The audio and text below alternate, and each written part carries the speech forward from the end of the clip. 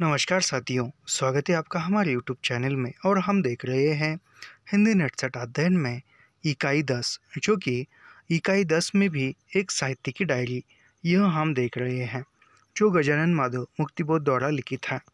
इसमें हमने कल देखा कि जो तीसरा क्षण है वह हमने दो वीडियो में देखे तीसरा क्षण, और कल से जो एक लंबी कविता का अंत यह हमने प्रारंभ किया है। इसमें भी बहुत कुछ अंश हो चुका है और आज जो है यह एक लंबी कविता का अंत आज यहाँ समाप्त हो जाएगा और उसके बाद अगला उपशीर्षक हम देखेंगे। तो प्रारंभ करते हैं यहाँ से। तो ऐसा ही दयनीय शनिचर दशा से बचने के लिए अगर हमारे नवयुवक चतुरता का प्रयोग करें तो इसमें आश्चर्य नहीं होना चाहिए। यानी नवयुवक कोई परेशानी से गुजरे, समस्या का सामना करने के लिए किसी दुर्विचार का या चतुरता का प्रयोग करे तो इसमें आश्चर्य होने की आवश्यकता नहीं होनी चाहिए। वे भी रावण के किसी दास के अनुदास के उपासक से अपना रिश्ता कायम रखने में लगे हुए हैं। उस पर पर्दा डालो। इसलिए हमारे बहुत से कवि और कथाकार मारे डर के उस वास्तव नहीं लिखते। यानी वह जो कथाकार है या लेखक है वह डर के मारे सत्यता, यथार्थ, वास्तविकता नहीं लिखते हैं जिसे ये भोग रहे हैं, क्योंकि ये उस वास्तव में को जितना अधिक जानते हैं कि अति परिचय के कारण भी उस वास्तव से जुड़ जाना और उड़ते रहना चाहते हैं। अनुभूति वास्तव का आज जितना अनादर है उतना पहले कभी नहीं था। अभी यहाँ पर इम्पोर्टेंट एक कथन है, यह नहीं कि आज का कथा साहित्य यथार्थवादी है। यह नहीं कि आज का कथा साहित्य यथार्थवादी है अथवा यथार्थ विरोधी है, बल्कि यह है कि लेखक यथार्थ के नाम पर अनुभूति यथार्थ अपने जीवन के वास्तविक यथार्थ से दूर निकलकर किसी और से यथार्थ से कहानियाँ और उपन्यास गढ़ना चाहता है। यानी कि लेखक के जीवन में जो वास्तविकता है उससे वह डरता है।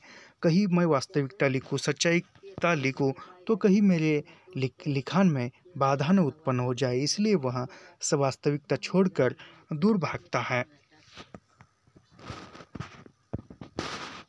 मैं यह नहीं कहना चाहता कि हमारे लेखक के पास प्रतिभा नहीं है, बल्कि यह कहना चाहता हूँ कि उसमें मानवीय अंतरात्मा, मानवीय विवेक, चेतना की हलचल, मन मचाने वाली पीड़ा नहीं है। यानी वह लेखक के कहता है कि वास्तविकता क्यों लिखने में मुकरते हैं, क्योंकि लेखक के पास जो है प्रतिभा है, लेखक के पास प्रतिभा नहीं है यानी सच्चाईता लिखने की, बल्कि यह कहना चाहता हूँ कि उसमें मानवीय अंतरात्मा, मानवीय विवेक, चेतना की हलचल मचाने वाली पीड़ा नहीं है, क्योंकि वह ज़रूरत से ज़्यादा समझदार हो गया है और समझदारी का यह तगाजा कि जिस दुनिया में हम रहते हैं उससे समझौता करे। यानी जिस दुनिया में हम रहते हैं उससे समझौता करे, यह लेखक से, यह रचनाकार से लेखक कहता है। आज के साहित्यकार का आयुष्य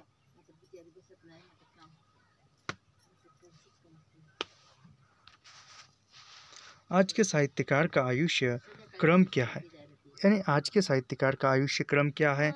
तो विद्यार्जन, डिग्री और इसी बीच साहित्यिक प्रयास, विवाह, घर, सोफा सेट, एरिस्टोटिक लिविंग और महानों से व्यक्तिगत संपर्क, श्रेष्ठ प्रकाशकों द्वारा अपनी पुस्तकों का प्रकाशन, सरकारी पुरस्कार अथवा ऐसी कोई विशेष उपलब्धि और 40वें वर्ष के आसपास अमेरिका या रूस जाने की तैयारी, किसी व्यक्ति या संस्था की सहायता से अपनी कृतियों का अंग्रेजी या रूसी में अनुवाद करना। यानी आज के जो साहित्यकार है या आज के जो रचनाकार है वह क्या चाहते हैं? आज के साहित्यकार का आयुष्य यानी आज के साहित्यकार का जीवन किस प्रकार है वह इसमें बताया है। यह परीक्षा में पूछे जाने योग्य है, याद रखिए। आज का साहित्यकार क्या चाहता है? विद्या अर्जन यानी विद्या प्राप्त करना चाहता है, ज्ञान अर्जन करना चाहता है। डिग्री और इस बीच साहित्यिक प्रयास यानी डिग्री या जो भी शिक्षा की डिग्री है वह डिग्री प्राप्त करने के बीच में जो साहित्यिक प्रयास यानी साहित्य लिखने का प्रयास, उसके साथ ही विवाह करके घर गृहस्थी बसाना, फिर घर गृहस्थी के सामानों में सोफा सेट जो बैठने के लिए, एरिस्टोटैटिक लिविंग, महानों व्यक्तिगत संपर्क यानी जो महान व्यक्ति है उनके संपर्क में आना, उनसे पहचान बनाना श्रेष्ठ प्रकाशकों द्वारा अपनी पुस्तकों का प्रकाशन यानी जो श्रेष्ठ प्रकाश है, प्रसिद्ध प्रकाशन है, उसके द्वारा अपने कृतियों का प्रकाशन करना, सरकारी पुरस्कार अथवा यानी सरकारी पुरस्कार प्राप्त करना अथवा ऐसी कोई विशेष उपलब्धि प्राप्त करना, और वो 40 वर्ष के आसपास ही विदेश जाने या विदेशों में कहाँ पर, तो अमेरिकी या रूस जाने की तैयारी, किसी व्यक्ति या संस्था की सहायता से अपनी कृतियों का अंग्रेजी या रूसी में अनुवाद, किसी बड़े भारी सेठ के यहाँ या सरकार के यहाँ ऊंचे किस्म की नौकरी, यह आज की साहित्यकार की प्रवृत्ति है। आप मुझे बताइए कि यह वर्ग क्या तो यथार्थवाद प्रस्तुत करेगा और क्या आदर्शवाद, यानी जो खुद की वाह करना चाहता है, खुद की बढ़ोतरी करना चाहता है, ऐसा वर्ग या ऐसा इंसान जो है वह न तो यथार्थ लिख सकता है और न वह आदर्शवाद लिख सकता है, क्योंकि वह खुद के ही प्रसिद्धि प्राप्ति के लिए प्रयास करते रहेगा, और जो अन्य लोगों को पसंद है वही लिखने का प्रयास करेगा, वह यथार्थ और आदर्शवाद छोड़कर। अब मुझे बताइए कि यह वर्ग क्या तो यथार्थवाद प्रस्तुत करेगा और क्या आदर्शवाद। स्वामी विवेकानंद आज से कोई 100 बरस पहले यह घोषित कर चुके थे कि भारत के उच्चतर वर्ग नैतिक रूप से मृतक हो गए हैं।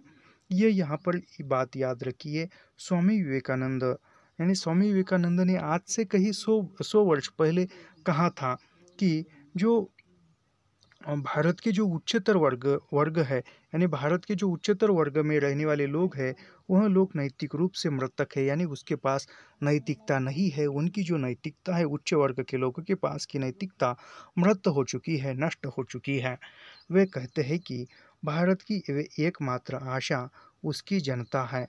उच्चतर वर्ग दैहिक और नैतिक रूप से मृतवत हो गए हैं, यानी स्वामी विवेकानंद कहते हैं कि जो उच्च वर्ग के लोग हैं उनकी जो नैतिकता है वह नैतिकता मृतक हो गई है, उनकी नैतिकता का मृत्यु हो गया है, नष्ट हो चुकी है।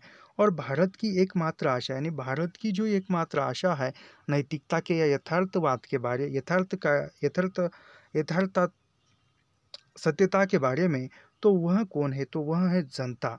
उच्चतर वर्ग दैहिक और नैतिक रूप से मृतवत हो गए, यानी जो उच्चतर वर्ग है या उच्च वर्ग है उसके अंतर की जो दैहिक और नैतिकता जो थी वह मृत हो चुकी है, नष्ट हो चुकी है, लुप्त हो चुकी है।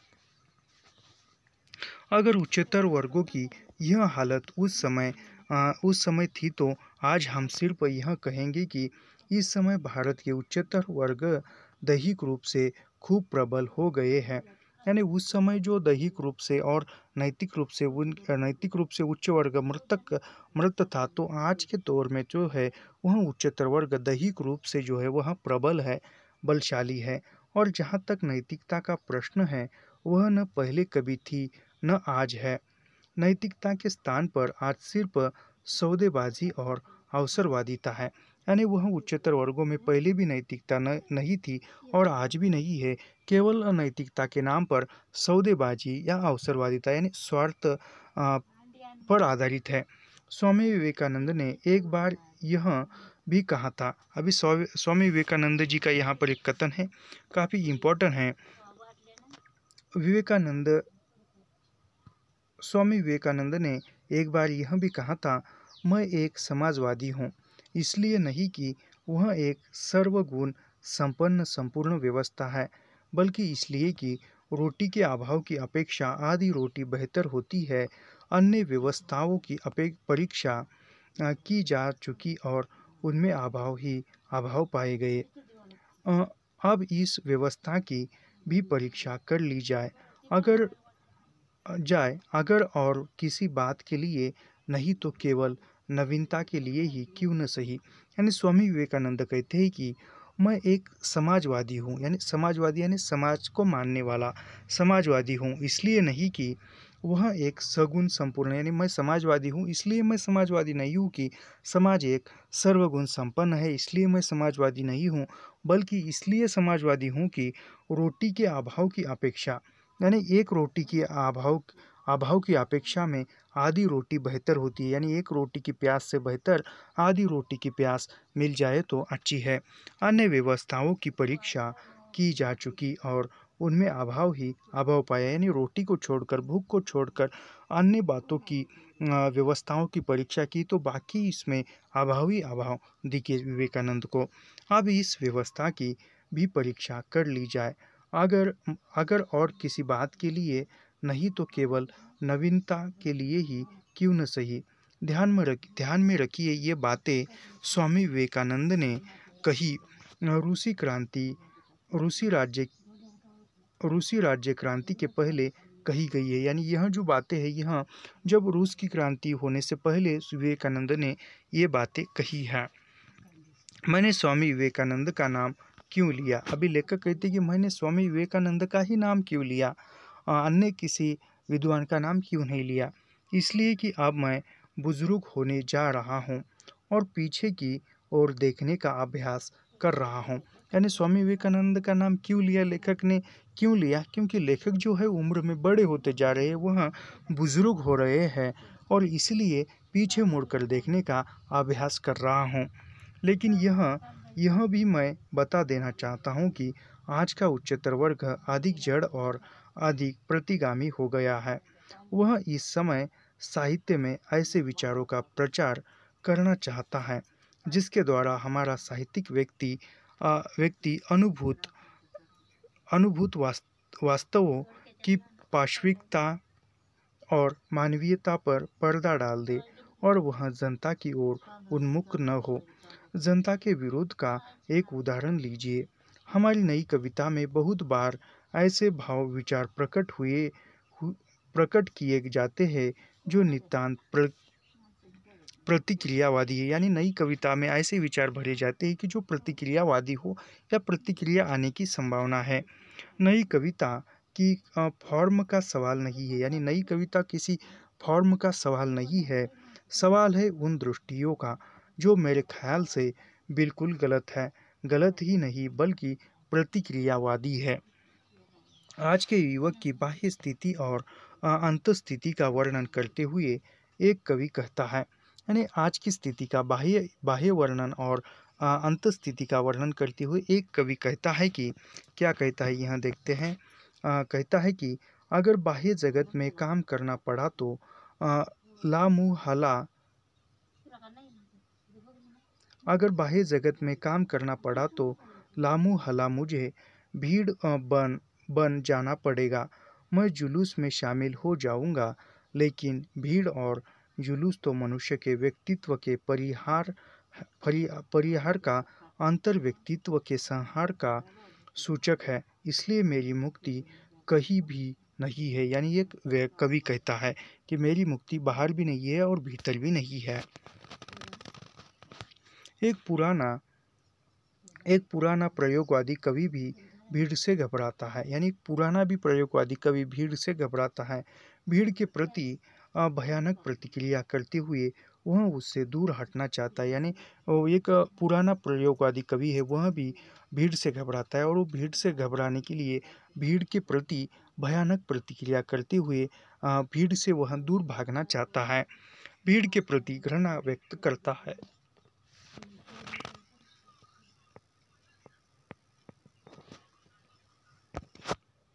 निसंदेह ये दोनों कवि अपनी तरह से अपनी बात कहते हैं, मेरी तरह से नहीं, किंतु ऊपर मैंने उनकी दृष्टि के संबंध में लिखा है। यानी वह दोनों कवि अलग अलग है, वह दोनों कवि अपनी अपनी बात करते हैं, लेखक उसमें अपने मन का कुछ नहीं रखता है, न कि उसकी विशिष्ट पंक्तियों के विशिष्ट आशय के संबंध में।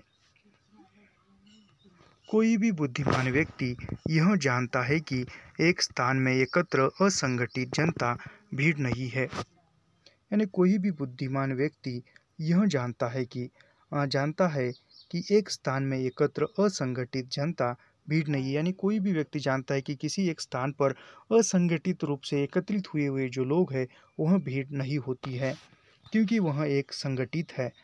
या जहाँ संगठन है वहाँ एक प्रेरणा और उद्देश्य भी है, यानी जहाँ संगठन होता है उस संगठन का एक उद्देश्य होता है, उस उद्देश्य के पीछे एक प्रेरणा होती है। जहाँ एक प्रेरणा और उद्देश्य है वहाँ एक स्फीत और सक्रिय चेतना है।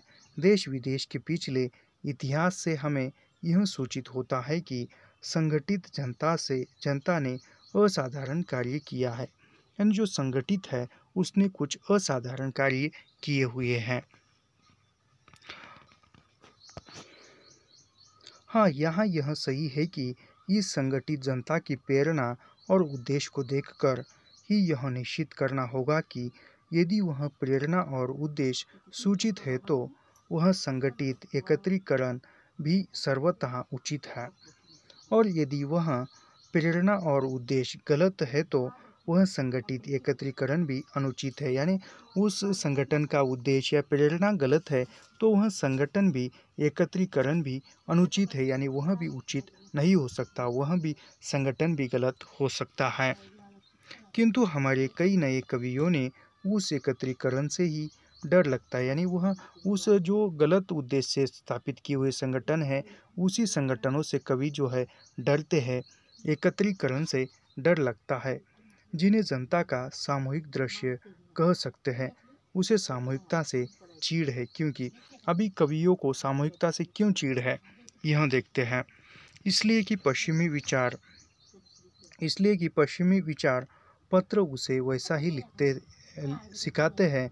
उसे सिखाया गया है कि सचेत आत्मनिर्मित विवेकपरक संकल्प से शून्य होकर व्यक्ति अपने समूहों को विलीन कर देता है। इसलिए हे जागरूक सचेत महानुभाव, तुम अपने को समूह में विलीन मत करो। यानी वह जो पश्चिमी विचार है या पश्चिमी जो पत्र है वह उन्हें सिखाते कि तुम भीड़ से समूह से अलग रहो। दूसरे शब्दों में जनता समूह है, यानी दूसरे शब्दों में कहा जाए तो जनता एक समूह है, वह अज्ञ है, अंधकारग्रस्त है। यानी एक दूसरे शब्दों में कहा जाए तो जनता एक समूह है और वह जनता अज्ञ है, यानी अज्ञानता से भरी हुई है, अंधकार से ग्रस्त है, वह जल्दी ही भीड़ बन जाती है, उसका साथ मत दो। तुम सचेत व्यक्तिशाली प्राण केंद्र हो, उसमें अपने आप को विलीन मत करो। यानी दूसरे शब्दों में कहा जाए तो जनता जो है एक समूह है और वह समूहों में अज्ञानता से अंधकार से भरे हुए लोग हैं, अंधकार से ग्रसित हुए लोग हैं, तुम उस भीड़ में जल्दी मत शामिल हो। अपने अंतिम निष्कर्ष में यह विचारधारा अत्यंत प्रतिक्रियावादी है कि वह जन के प्रति घृणा पर आधारित है और बुद्धिजीवियों को जनता से अलग करके रखने का एक उपाय है। यानी बुद्धिजीवियों को जनता से या समूह से अलग रखने का एक उपाय है। यह विचारधारा अब तक भारत में नहीं थी, वह इस समय उपस्थित है। सब नए कवि जनता को घृणा नहीं करते, यह महत्वपूर्ण कथन लगता है। सब नए कवि जनता को घृणा नहीं करते, लेकिन कुछ ऐसे हैं जो इस प्रतिक्रियावादी विचारधारा को अपनाते हैं। यह विचारधारा नई है, यह महत्वपूर्ण कथन है और यह पूछेगा कि किस किताब से है, तो हमारे विचारों में तुरंत नहीं आ जाएगा कि यह एक साहित्य के डायरी का कथन है। मैं फिर से पढ़ता हूँ। सब नए कवि जनता को घृणा नहीं करते, लेकिन कुछ ऐसे हैं जो इस प्रतिक्रियावादी विचारधारा को अपनाते हैं। यह विचारधारा नई है। हमारे विश्वविद्यालयों के कुछ केंद्र ह्रासग्रस्त साम्राज्यवादी देशों की विचारधाराओं को हिंदी में प्रचलित करते हैं। प्रचार के कई तरीके हैं, जैसे गोष्ठी, परिसंवाद, लेखन, प्रकाशन इत्यादि। यानी जो कई ऐसे विश्वविद्यालय है उसके केंद्र जो है ह्रास हो चुके हैं, ह्रासग्रस्त यानी नष्ट होने के कगार पर है। साम्राज्यवादी देशों की विचारधाराओं को हिंदी में, यानी साम्राज्यवादी जो है उसकी विचारधाराओं को हिंदी में प्रचलित करते हैं। प्रचार के कई तरीके आजमाते हैं और उस प्रचार के तरीकों में कौन कौन से तरीके आजमाते, जैसे संगोष्ठी, परिसंवाद, लेखन कार्य और फिर प्रकाशन यह अपनाते हैं। यानी वह जो साम्राज्यवादी देशों की जो विचारधारा है, उस विचारधारा में हिंदी में प्रचलित करने के लिए लोग गोष्ठियाँ स्थापित करते हैं, जो एक विषय पर होती है, फिर उस पर परिसंवाद चर्चा होती है, फिर उस पर लेखन होता है और फिर प्रकाशन होता है। यह साम्राज्यवादी देशों की विचारधारा का प्रचलन हिंदी में करने का प्रयास है। आगे देखिए, भारत के उच्चतर वर्गों के बहुत से कर्णधार डेढ़ पश्चिमी साम्राज्यवादी विचारधाराओं को अपनाकर उनका प्रचार करते हैं। उन विचारधाराओं और दृष्ट बिंदुओं का प्रचार साहित्य में भी होता है। फर्क यह है कि यह विचारधारा अधिक सूक्ष्म, अधिक युक्तियुक्त होकर औचित्य और संगति का जामा पहनते हुए साहित्य में उपस्थित होते हैं। ऐसी विचारधाराएं जन भय और जनगणना पर आधारित है। भारत के उच्चतर वर्ग पश्चिम के साम्राज्यवादी देशों की अद्यतन राजनीतिक और सांस्कृतिक मनोवृत्तियों को आत्मसात करते हुए अपने सांस्कृतिक प्रभाव को विस्तृत करना चाहते हैं। छोटे या मझोले मध्य वर्ग के महत्वाकांक्षी लेखक पद और प्रतिष्ठा के लोभ में उन्हीं के दरवाजे जाते हैं, उन्हीं से सामंजस्य स्थापित करते हैं और जाने या अनजाने साहित्य में उन्हीं उच्चतर वर्गों की अद्यतन राजनीतिक सांस्कृतिक मनोवृत्तियों के उन्हीं के प्रभावों और विचारों के उन्हीं की दृष्टियों और भावों के संवाहन बन जाते हैं। यह एक वास्तविक जीवन तथ्य है, इसलिए इससे इनकार नहीं किया जा सकता। यहाँ तक कि उनके दरवाजे जाकर उनकी कृपा से सभ्य जीवन की सुंदर साज सज्जा प्राप्त करके उन अपनों से घृणा और तिरस्कार करने लगते हैं कि जिसमें वे जन्मे थे। उन अपनों के जीवन का बदरंग सूरत उनमें उनके विरुद्ध एक तड़पती हुई प्रतिक्रिया पैदा कर देती है। उन अपनों से हटकर वे अपने स्वामियों या उच्च सत्ताधिकारियों या लाभदायक प्रभाव संपन्न व्यक्तियों की खुशामद करने में एक दूसरे की होड़ करने लगते हैं और इस होड़ के दौरान एक व्यक्ति या सत्ता के आसपास गुट या दल बन जाते हैं। चारित्रिक संगठन उत्पन्न हो जाता है। साहित्यिक क्षेत्र में यह संकट एक प्रकार से व्यक्त होता है। यानी जो खुशामदी है या उच्च वर्ग के लोग हैं, सत्ताधारी है, वह सत्ताधारियों के प्रति है या जहाँ से हमें लाभ मिलता है उनके पास हम जाते हैं, उनकी खुशामद करते हैं और जो अपने हैं उनको ठुकरा देते हैं, उनका ही विरोध करने लगते हैं। आर्थिक क्षेत्र में यह चारित्रिक संकट दूसरे प्रकार से व्यक्त होता है। यानी आर्थिक क्षेत्र में देखा जाए तो यही संकट दूसरे प्रकार से उत्पन्न होता है। वह कैसे है वह हम देखते हैं। और राजनीतिक क्षेत्र में आर्थिक क्षेत्र में यह चारित्रिक संकट दूसरे प्रकार से व्यक्त होता है। राजनीतिक क्षेत्र में यह चारित्रिक संकट किसी तीसरे प्रकार से व्यक्त होता है। मूल बात यह यानी राजनीति में अलग, यानी साहित्य क्षेत्र में भी एक वह खुशामदीदारी जो जहाँ से लाभ मिलता है वहाँ, फिर आर्थिक क्षेत्र में भी यह दूसरे चारित्रिक संकट से दूसरे प्रकार से व्यक्त होता है और राजनीति में भी यह संकट लाभ लोभ के फलस्वरूप और उस लाभ लोभ से प्रेरित समझदारी से पैदा होता है। यानी यह कहाँ से, जो समझदारी से, जहाँ पर लाभ लोभ से लाभ प्राप्त करने के लिए यह स्वरूप प्राप्त होता है। जब तक समाज पर धन का शासन रहेगा तब तक यह चारित्रिक संकट अधिक से अधिक असंतोष और अव्यवस्था उत्पन्न करने के अतिरिक्त मानव मूल्य की हानि के साथ ही लाभ लोभ से प्रेरित समझदारी को प्रधानता देता जाएगा।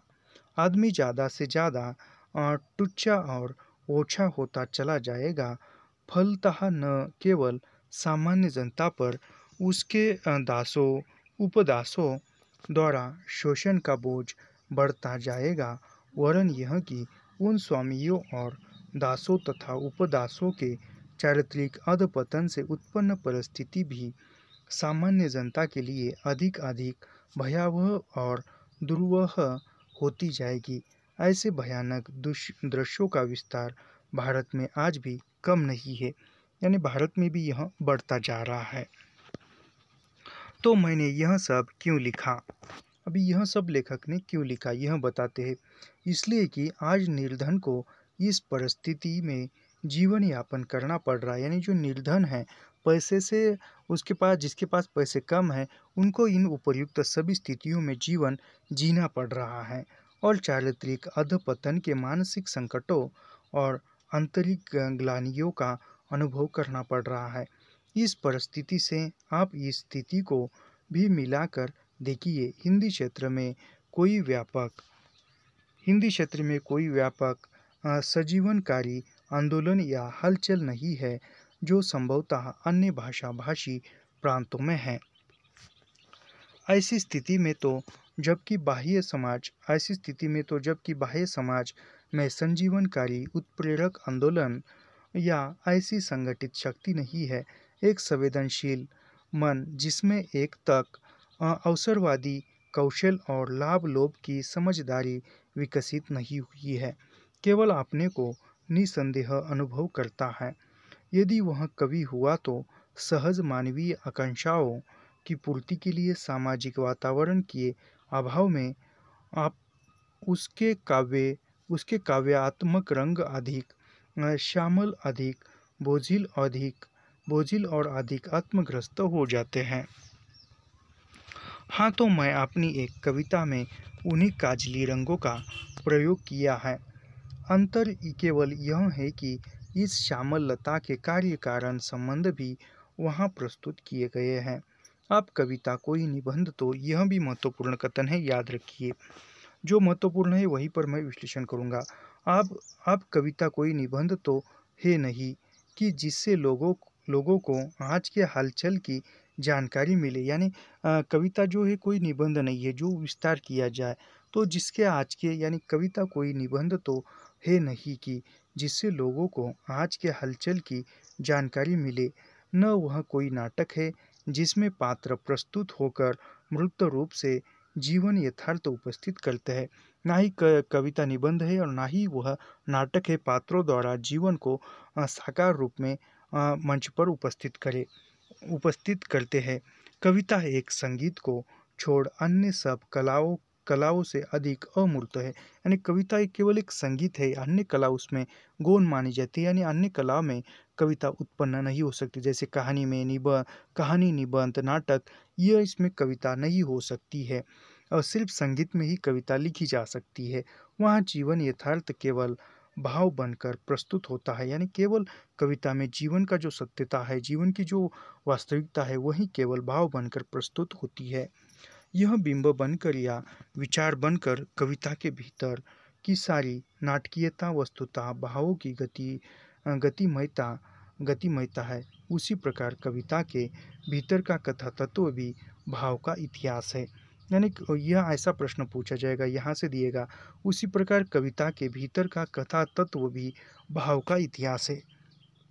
तो यह एक साहित्य की डायरी में एक लंबी कविता का अंत उपशीर्षक के अंतर्गत का है, याद रखिए।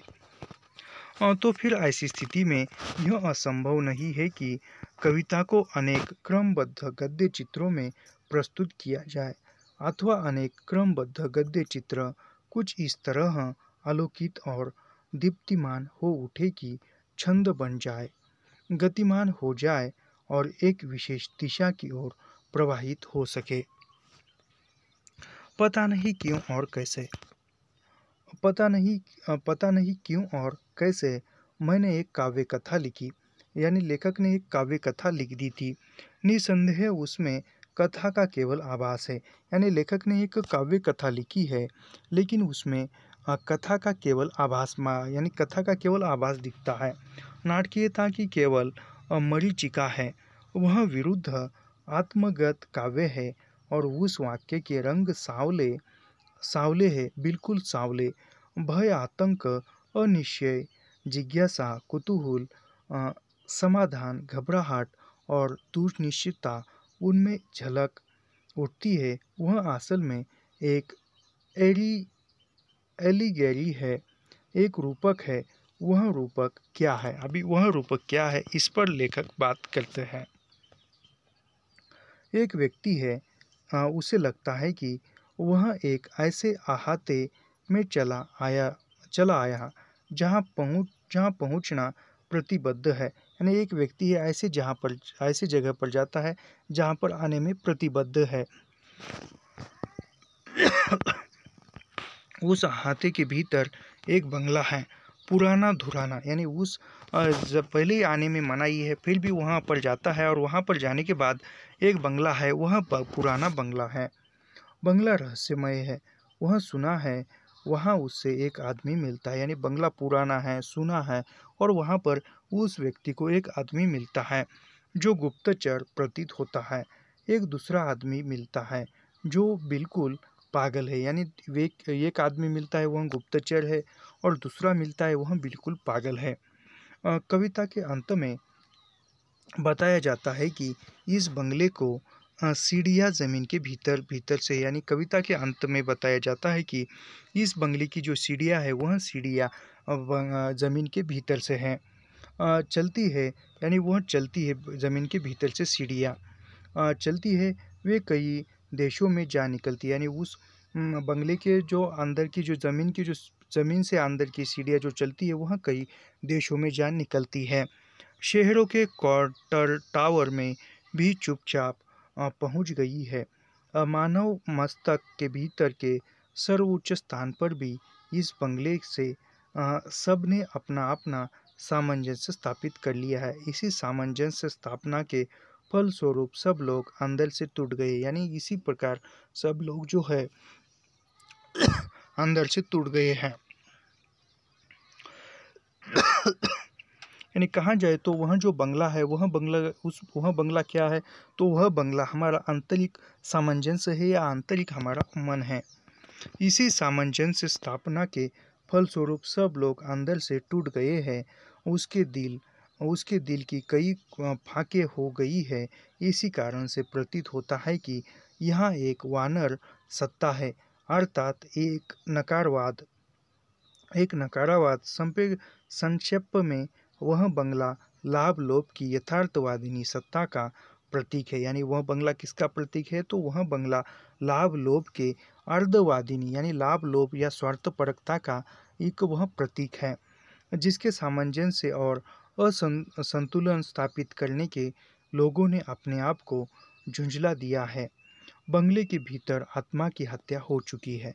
यानी जो स्वार्थपरकता पर यदि व्यक्ति चलता है, स्वार्थ के लिए कोई काम करता है, तो इंसानियत के अंदर की जो आत्मा होती है, इंसानियत होती है, वह मृत हो जाती है। और इस हत्याकांड से सब लोग परिचित होते हुए भी चुप है, क्योंकि वे उस बंगले की सत्ता से सामंजस्य स्थापित किए हुए, यानी सब कुछ जानते हुए भी वहाँ लोग जो है चुप है, क्योंकि वहाँ सब कुछ उस बंगले की सामंजस्य सत्ता को स्थापित किए चुके, यानी सभी में स्वार्थपरकता, स्वार्थी भाव, लाभ लोभ की बातें सभी में स्थापित हो चुकी है। गद्य में यह रूपक एक सिलसिले से समान आता है, यानी गद्य में यह रूपक जो है एक सिलसिले के रूप में आता है, लेकिन कविता में यह सिलसिला टूट जाता है। उसी तरह जैसे स्वप्न के भीतर स्वप्न आते हैं उलट पुलट होकर कविता में, यानी फैंटेसी के बारे में मुक्तिबोध का यह कथन है कि फैंटेसी क्या है या बिंब क्या है। बिंब के बारे में या फैंटेसी के बारे में मुक्तिबोध का कथन है कि एक गुप्त कक्ष के भीतर और एक गुप्त कक्ष ऐसा है। उसी तरह जैसे स्वप्न के भीतर स्वप्न आते हैं, हाँ, उलट पुलट होकर कविता में, वैसे उस उलट पुलट का निर्वहन करने का प्रयत्न किया गया है। सोचता हूँ कि अपने इस प्रदीर्घ कविता को किसी कहानी का रूप दे दूँ, यानी एक लंबी कविता है और उस लंबी कविता को एक कहानी का रूप दे दूँ। संभव है कि कहानी की कोई मानसिक पत्रिका मुझे कम से कम 15-20 रुपये दे दे, यानी यदि कहानी लिखूँ तो उस कहानी को किसी पत्रिका में प्रकाशित करने पर कुछ 15-20 रुपये मुझे मिल जाए। इससे मैं अपने मित्रों के सामने यह सिद्ध कर सकूँगा कि मैं अयोग्य नहीं हूँ, यानी मेरा लिखना अयोग्य नहीं है और रुपए कमा सकता हूँ। कुंजी लिखने का काम मैं 4 दिन के बाद करूँगा। क्यों, ठीक है ना? यानी जो अन्य कुंजी है वह लिखने का काम मैं 4 दिन के बाद करूँगा। क्यों, ठीक है ना? ऐसा कर कर जो एक लंबी कविता का अंत यह उपशीर्षक समाप्त होता है। और यहाँ से जो है डबरे पर सूरज का बिंब, यानी डबरे पर सूरज का बिंब, यह उपशीर्षक यहाँ से प्रारंभ होता है। देखते हैं इसके अंतर्गत मुक्तिबोध क्या कहना चाहते हैं।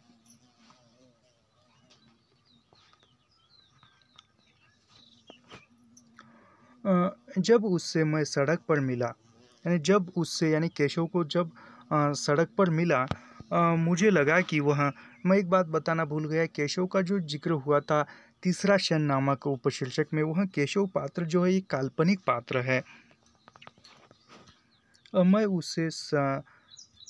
जब मैं उससे सड़क पर मिला, मुझे लगा कि वह ठीक बात करने के मूड में नहीं है और राह में मुझे देखकर वह खुश नहीं हुआ था। उसकी शर्ट की पीठ पसीने से तरबदर थी, बाल अस्त व्यस्त थे और चेहरा ऐसा मलिन और क्लांत था मानो 100 जूते खाकर सवारी आ रही हो। तत्काल यानी उसका चेहरा ऐसा था, शर्ट भी मिला हुआ था, जो मैला हुआ था और पीठ पर जो शर्ट है पसीने से भीग चुका था, बाल अस्त व्यस्त थे और उसका चेहरा मलिनता से क्लांत से था मानो 100 जूते खाकर या किसी से मार खाकर आया हो। तत्काल निर्णय लिया कि वह सरकारी दफ्तर से लौट रहा है, यानी फिर तत्काल उसकी हालत देखकर ऐसा लगा कि वह सरकारी दफ्तर से लौट रहा है, कि वह पैदल आ रहा है, कि वह वहाँ अहलकार की किसी ऊंची या नीची साप्ताहिक या राजनीतिक श्रेणी का ही एक हिस्सा है। वह मुझे फर्स्ट क्लास सूट बूट में देख सिर्फ आगे बढ़ जाना चाहता है, क्योंकि वह बगल में खड़ा होकर कंट्रास्ट खड़ा नहीं करना चाहता। पुराने ज़माने में भूखे व्यक्ति को अन्न देने से जितना पुण्य लगता था, आधुनिक काल में शायद उससे भी अधिक पुण्य स्वयं से मलिन और थके हुए व्यक्ति को एक कप गरम गरम चाय प्रदान करते हुए 2 मीठी बातें करने से लग जाना चाहिए। यह महत्वपूर्ण कथन है। जैसे कि पुराने ज़माने में भूखे व्यक्ति को, ऐसे एक लेखक कहती कि पुराने ज़माने में कहा जाता है कि कोई भूखा है, उसके पेट को रोटी देने से पुण्य मिलता था। लेकिन इस आधुनिक समय में इस आधुनिक काल में शायद उससे भी अधिक पुण्य, यानी पुराने ज़माने में किसी भूखे को रोटी देने से जो पुण्य मिलता था, आधुनिकता में उससे भी अधिक पुण्य हम किसी पुण्य मिलता है कि कब मिलता है, जब किसी श्रम से मलिन, यानी श्रम काम करते हुए थका हुआ है और थक कर वह आया है और वह हम उसको एक कप गरम गरम चाय देते और कुछ मीठी बातें करें, तो उस पुराने ज़माने में जो रोटी देने से ही बढ़कर हमें इस ज़माने में चाय देने पर उससे बढ़कर पुण्य मिलता है। मेरी इस तर्क का आधार यह है कि आजकल सच्चा श्रम जिससे चेहरा सूख जाता है, यानी लेखक के कहने का आधार यह है कि आजकल सच्चा श्रम यानी सच्चा जो कार्य है जिससे चेहरा सूख जाता है, यानी कोई मेहनत करता है या अच्छा कार्य करता है तो उस मेहनत से जो है वह उसका चेहरा सूख जाता है, पसीना आता है, कपड़ों की इस्त्री बिगड़ जाती है, ओछे हुए बाल अस्त व्यस्त हो जाते हैं। यानी कोई अच्छी अंग मेहनत करता है तो उसका चेहरा जो है पसीने से तरबदर हो जाता है, कपड़ों की जो इस्त्री है वह निकल जाती है, बाल अस्त व्यस्त हो जाते हैं, उंगलियों को स्याही लग जाती है, आंखें कमज़ोर हो जाती है, अपने से बड़े पदाधिकारियों के मारे दिल धक धक करता है। मतलब यह है कि कम से कम मानवोचित सुविधाओं में अधिक से अधिक श्रम की मनुष्य मूर्ति दुनिया का तो छोड़ ही दीजिए, अपने भाइयों की अपनी आंखों में भी हजार सहानुभूतियों के बावजूद सूक्ष्म और स्थूल अनादर की पात्र है, असम्मान आसमान की पात्र है। ट्रेजेडी तो यह है कि ऐसी मनुष्य मूर्ति अपनी स्वयं की आँखों से भी अनादर और सम्मान की ही पात्र होती है।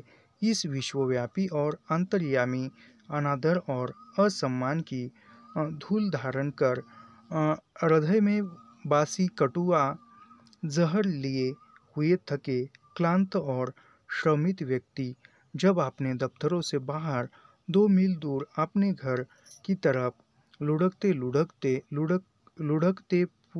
पुढ़कते निकलते हैं तो उसके मन में और हमारे मन में श्रम का कितना महान आध्यात्मिक मूल्य अवतरित होता है। वह वर्णनातीत है, यानी जो किसी काम से आ रहा है या कार्य करके आ रहा है तो उसके देखकर जो भाव मन में उत्पन्न होता है वह एक महान आध्यात्मिक मूल्य हमारे सामने विचारों में उत्पन्न होता है।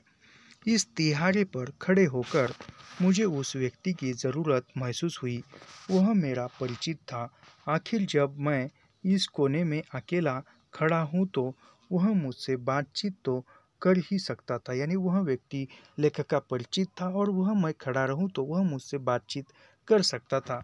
मुझे लगता था कि वह जब तक मैं अपनी बकवास पूरी नहीं कर लूँ मुझे चैन न मिले, यानी वह व्यक्ति ऐसा समझता कि जब तक मैं मेरी बात न बताऊं तब तक मुझे चैन नहीं मिलेगा।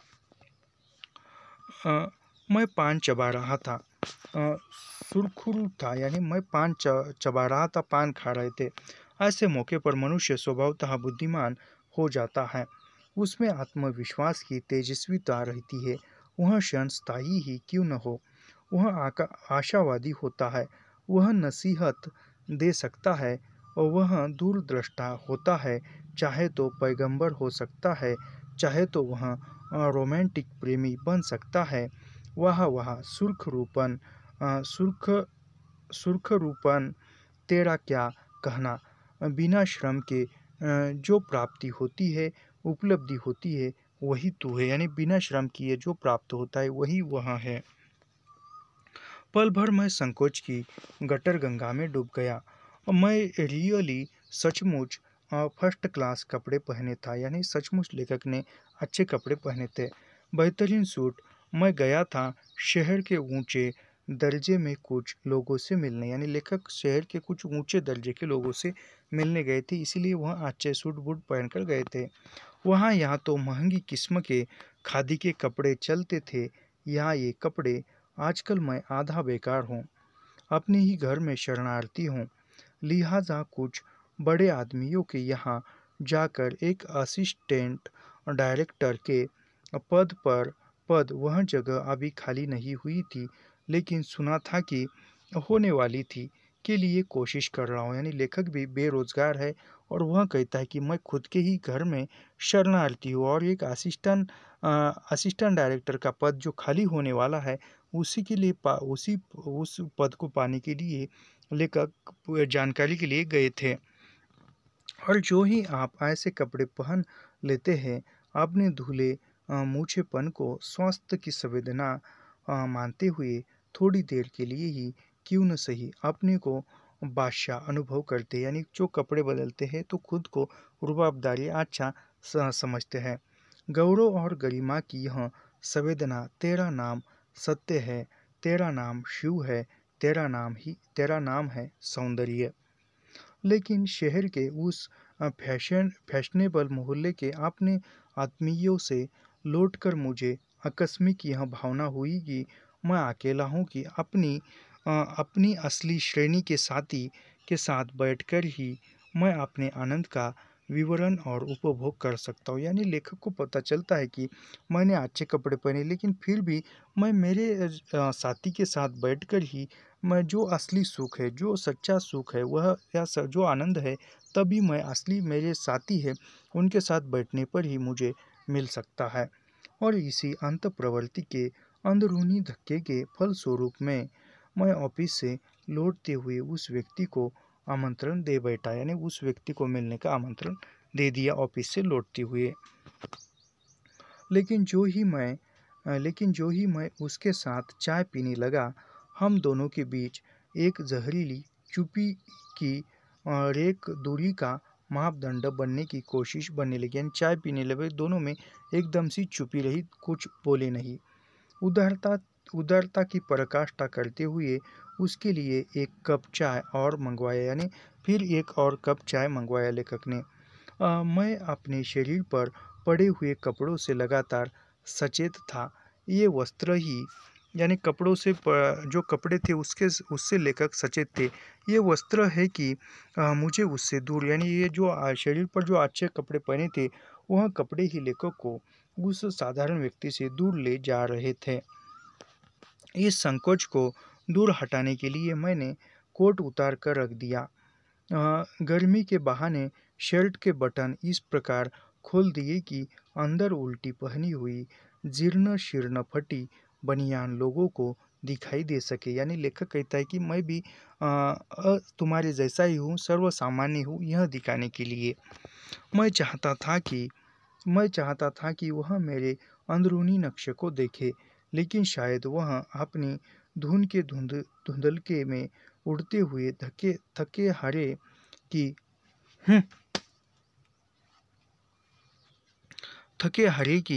पंछी की भांति नीड में समाना चाहता था, घर लौटना चाहता था।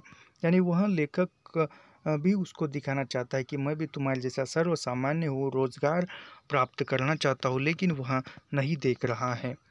मैं अपने को उससे एक गज ऊंचा अनुभव न करूं। यानी लेखक उसको खुद को भी उस व्यक्ति के समान ही समझना चाहता है, लेकिन वह व्यक्ति फिर भी लेखक को ऊंचा ही समझता है और सच्ची मेहनत का शाप न झेल सकने के कारण उसे एक गज नीचा भी न अनुभव करूं।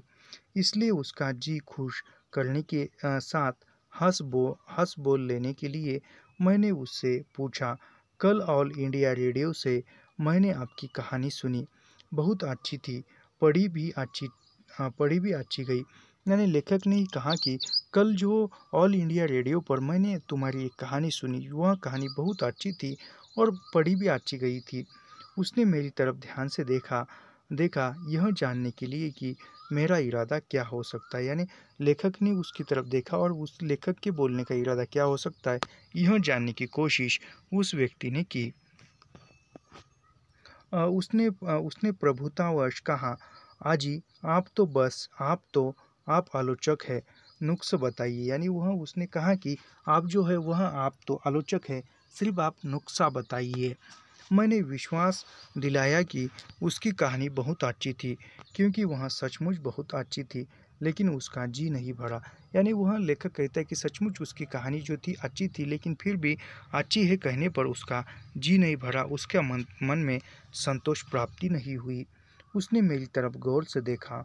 वह एक पतला लंबा चेहरा था, ज़रूरत से ज़्यादा ऊंचा माथा, शायद आगे के बाल कम होने के कारण मुझे ऐसे चेहरे पसंद है।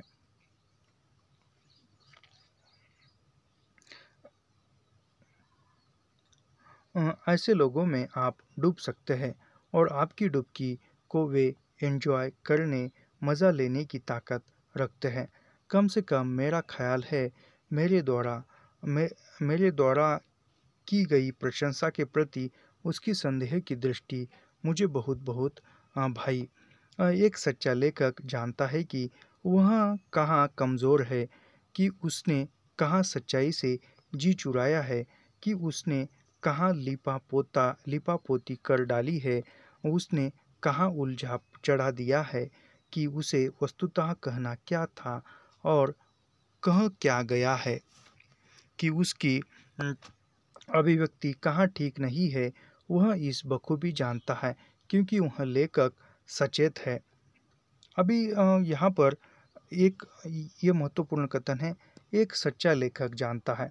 यानी एक जो सच्चा लेखक है, वास्तविकता के साथ वास्तविक में लेखक है, वह जानता है कि एक सच्चा लेखक जानता है कि वह कहाँ कमज़ोर है। यानी जो सच्चा लेखक है वह जानता है कि मैंने कहाँ पर मैं कमज़ोर हूँ, मैं किस मामले में कमज़ोर हूँ, कहाँ पर मैं कमज़ोर हूँ, उसने कहाँ सच्चाई से जी चुराई, यानी कहाँ पर कहाँ यानी एक सच्चा लेखक जानता है कि मैं किस मामले में कमज़ोर हूँ, कहाँ पर मैंने झूठ बोला है, कहाँ पर मैंने सच बोलने से पीछे ज़बान हटाई है, उसने कहाँ लीपापोती की, यानी कहाँ पर उसने कोई भी बातें की है ये सच्चाई को छोड़कर, कि उससे कहाँ चढ़ा दिया गया है कि उसे वस्तुतः कहना क्या था। यानी उसको सब कुछ, सच्चे लेखक को सब कुछ पता होता है कि कहाँ पर लिपापोती की है, कहाँ पर बात बनाई है, कहाँ पर सच्चाई को छोड़ दिया है, कहाँ पर क्या लिपापोती की है। वह वस्तुतः यानी कहाँ पर सच कहना चाहता था, यह सब कुछ जानता है।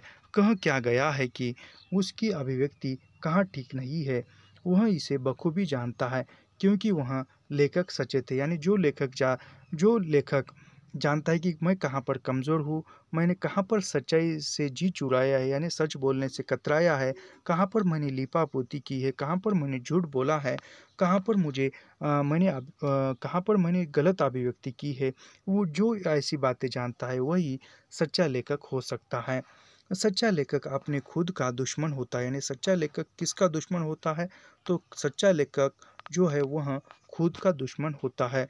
वह अपनी आत्म शांति को भंग करने के यानी सच्चा लेखक खुद का दुश्मन होता है। वह अपनी आत्म शांति को यानी वह अपने आत्म शांति को भंग करके ही लेखक बन सकता है। यानी जो सच्चा लेखक है वह खुद का दुश्मन होता है। अपनी आत्म शांति को भंग करके, अपनी आत्म शांति को तोड़कर ही वह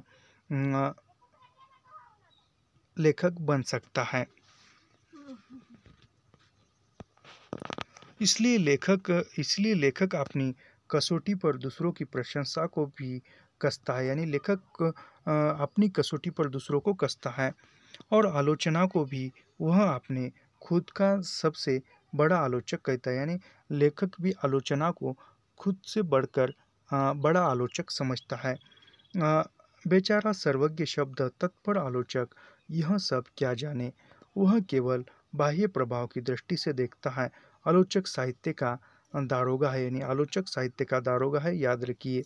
माना कि दारोगापन बहुत बड़ा कर्तव्य है साहित्य, संस्कृति, समाज, विश्व तथा ब्रह्मांड के प्रति। यानी दरोगा जो पुलिस में जो पद होता है दारोगा, वह आलोचक साहित्य का दारोगा होता है। और दारोगा बहुत बड़ा कर्तव्य है। यानी दारोगा का जो कर्तव्य होता है बहुत बड़ा कर्तव्य होता है साहित्य, संस्कृति, समाज, विश्व तथा ब्रह्मांड के प्रति। दारोगा जो है वह बड़ी भारी भूमिका में होता है। 1 मिनट कितना बचा है देखेंगे।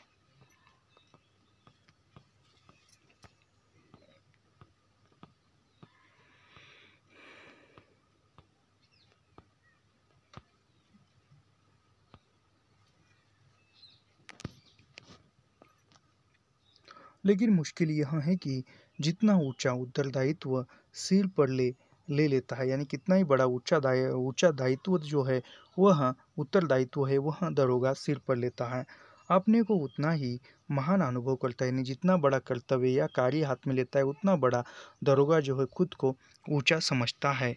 उसे अपनी अक्षमता और आत्मसीमा का साक्षात बोध होता है। यानी आलोचक को कौन सा बोध होता है? तो आत्मसीमा का और साक्षात बोध होता रहता है।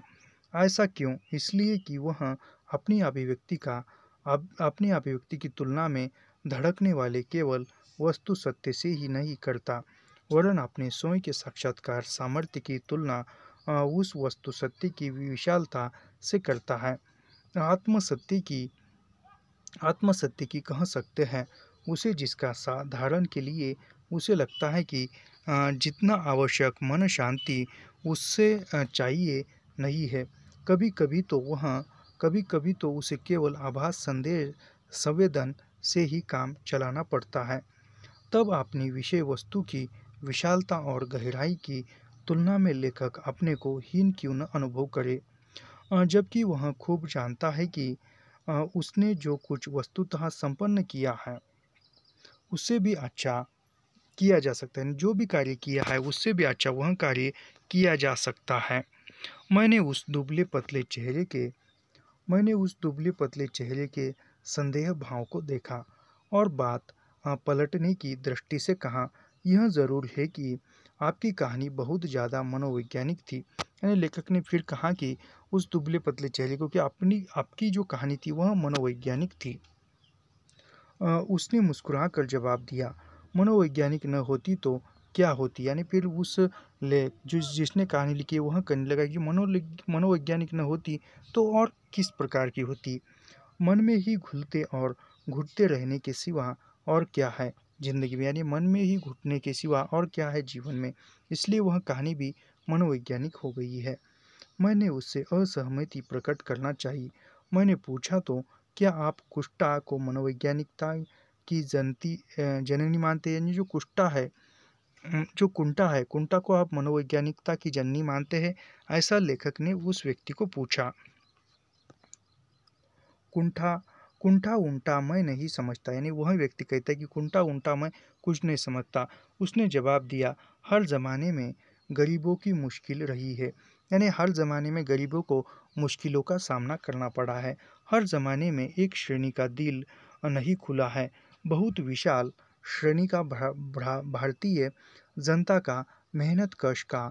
और वह आगे कहता गया, पिछला कौन सा ऐसा युग था जिसमें कुंठा न रही हो, यानी वह व्यक्ति कहता है कि पिछले ऐसा कौन सा युग था, ऐसा कौन सा समय था जिस समाज में, पिछले समाज में कुंठा न रही हो। यानी हर एक समाज में कुंठा जो है वह रहती है, जो मन की ग्रस्तियाँ जो है वह रहती है।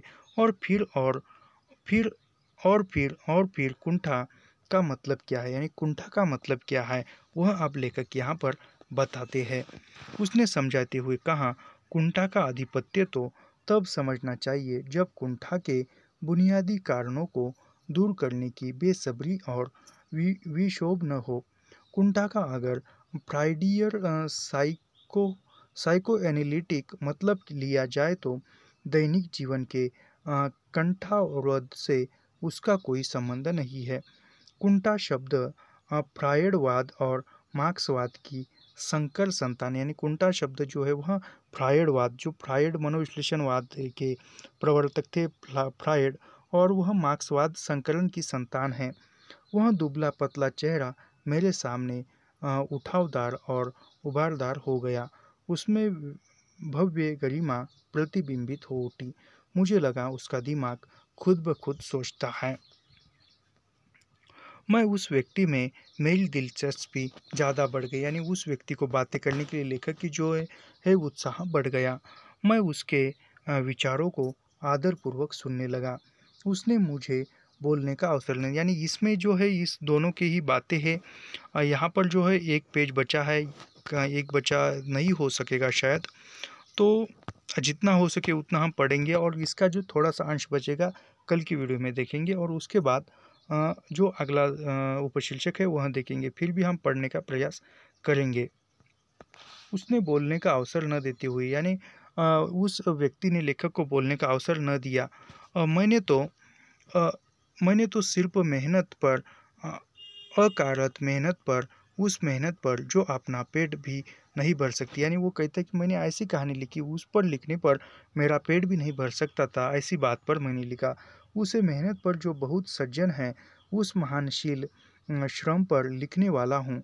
उस श्रम का चित्रण करना चाहता हूँ जिसका बदला कभी नहीं मिलता और जिसे आए दिन आत्म बलिदान और त्याग की नसीहत दी जाती है। यानी मैं ऐसी बात पर, वो व्यक्ति कहता है कि मैं ऐसी बात पर लिखना चाहता हूँ जिसका मनोबल या कुछ उसके प्रति, लिखने के प्रति या उसका चित्रण पर कुछ नहीं मिलता।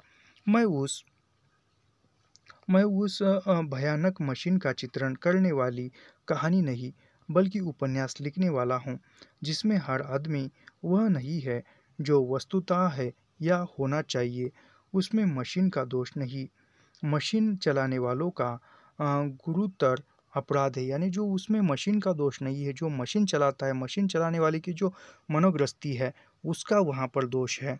इस मशीन को लोह नलियों में पड़े हुए मानवीय श्रम को मैं चित्रण करना चाहता हूँ। कहिए आपका क्या ख्याल है? वह व्यक्ति कहता है लेखक से कि कहिए आपका क्या ख्याल है इसके बारे में। मैंने 2.5 मिनट तक जैसे सांस ही नहीं ली। उसके भाव विचार ने केवल मुझे प्रभावित किया था वरन दिमाग पर दबाव डाल दिया था। मेरे सिर पर वजन हो गया था। यानी लेखक सोच रहे हैं उसकी बातें सुनकर। मैंने धीरे धीरे कहा, ज़रूर चित्रण कीजिए, एक ज़रूर लिखिए। यानी वह लेखक कहती कि आप ज़रूर वहाँ बात लिखिए। क्यों लेकिन आप चुप हो गए? मैंने कहा, चुप नहीं, मैं सोच रहा था कि सिर्फ बहुत बड़ी थीम विषय उठा लेने से काम नहीं चलता। यानी लेखक कहता है कि केवल बड़ा लिखने का सोचने किसी ही काम नहीं चलता। तो आज की वीडियो में हम यहीं पर रुकेंगे और एक जो सड़क पर बिंब है, वह जो भाग है वह कल समाप्त होगा और उसके बाद का आगे